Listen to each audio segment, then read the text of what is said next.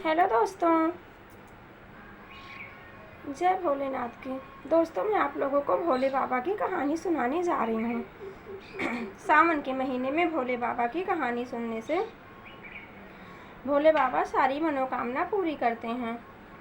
जय भोले बाबा को, ओम नमः शिवाय। दोस्तों, मैं कहानी सुनाने जा रही हूँ। भोले बाबा एक बार पृथ्वी लोक पे जा रहे थे, तो गौरा माता ने बोली भोले बाबा से कि मैं भी पृथ्वी लोक पे चलूँगी। तो भोले बाबा बोले ठीक है चलो। फिर जाते जाते दोनों को भूख लग गई। तो गौरा माता बोली भोले बाबा से कि स्वामी, मुझे बहुत भूख लगी है, मुझे खीर का भोजन करना है, खीर का भोग खाना मुझे। भोले बाबा बोले ठीक है। तो वो भोले बाबा गए, एक सेठ का दरवाज़ा खटखटाए तो सेठानी बाहर निकली। भोले बाबा सेठानी से बोले कि मुझे खीर का भोग खाना है, भूख लगी है, खीर खिला दो। तो बोले जब तुमको खीर खाना था तो अपने घर से क्यों नहीं खा के आए। बोल के सेठानी दरवाज़ा बंद कर दी। भोले बाबा आगे निकल गए। आगे गए, एक बुढ़िया थी। तो बुढ़िया से बोले कि मुझे भूख लगी है, मुझे खीर का भोजन करा दो, भोग करा दो। तो बुढ़िया बोली ठीक है। उसने एक लोटा उठाया और आगे बढ़ी। तो जब उसने आगे बढ़ा तो भोले बाबा बोले कि माता कहाँ जा रही हो। बूढ़ी माता से बोले तो वो बोली कि मैं जा रही हूँ खीर का प्रबंध करने, चावल और दूध ये सब लेकर आ रही हूँ, आप लोग बैठो। भोले बाबा बोले जाओ आप अंदर देखो, सब कुछ है, रखा है। तो गई अंदर देखी तो उसमें सब कुछ पतीली में अपना पक रहा था, और नीचे सब चीज़ पक रहा था।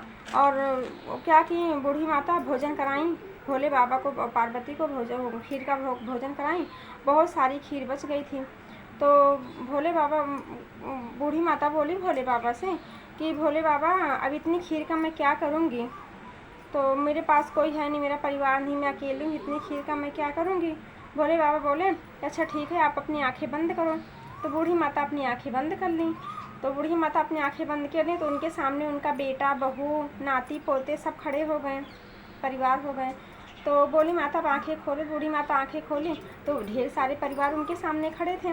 बूढ़ी माता बहुत खुश हुई। तो बोली कि माता भोले बाबा, लेकिन मुझे इतना परिवार आप दे दिए, लेकिन रहने के लिए तो जगह ही नहीं है, मैं ऐसे रहती हूँ अकेले और रहने के लिए जगह नहीं है। भोले बाबा बोले ठीक है। जाते जाते भोले बाबा उनकी कुटिया में एक लात मार के चले गए। उनका खूब बड़ा महल बन गया। अब वो सबको, अपने फैमिली को खीर खिलाई, महल में रहने लगी।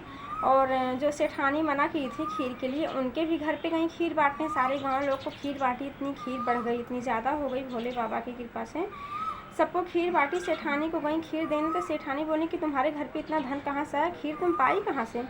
बोले भोले बाबा पार्वती आए थे, उनको भूख लगी थी तो मैंने खीर खिलाई, ऐसी बात है बताने लगी। बोले अरे वो तो मेरे भी घर पे आए थे, मैंने मना कर दिया। फिर पीछे मतलब उनके पीछे गई, देखें कहाँ पहुँचे हैं, रोकी उनको। बोले कि बाबा आप क्या किए, मेरे घर का धन उनके घर पे दे दिए और मेरे घर पे कुछ नहीं, मेरे घर पे सब खत्म होते चला जा रहा। तो भोले बाबा बोले मैंने कुछ नहीं किया है, तुमने ना बोला तो तुम्हारे घर पे नहीं है, उसने हाँ बोला तो सारा उसके घर पे भरा है। मैंने कुछ नहीं, ना मैंने किसी को दिया और ना मैंने किसी से लिया। तब उसने माफ़ी मांगी भोले बाबा से कि भोले बाबा ऐसे मत करो, मुझसे गलती हो गई, अब ऐसा काम नहीं करूँगी। तो भोले बाबा बोले कि ठीक है जाओ तुम अपने घर पे, तुम्हारा काम नहीं रुकेगा और तुम्हारे पास धन एकत्रित कभी नहीं होगा और तुम्हारा काम भी नहीं रुकेगा। उतना ही धन तुम्हारे पास जितना तुम्हारा काम चल जाए, तुम्हारे घर पे धन कभी एकत्रित नहीं होगा। इसलिए ओम नमः शिवाय। कभी भी किसी को, बूढ़े बुजुर्ग कोई भी द्वार पे आए उसको वापस नहीं लौटाना चाहिए। कौन किसके रूप में आ रहा है। जय ओम नमः शिवाय, जय भोले बाबा की। दोस्तों, इस चैनल को लाइक और सब्सक्राइब करना ना भूलें। ओम नमः शिवाय, श्री शिवाय नमस्तुभ्यम।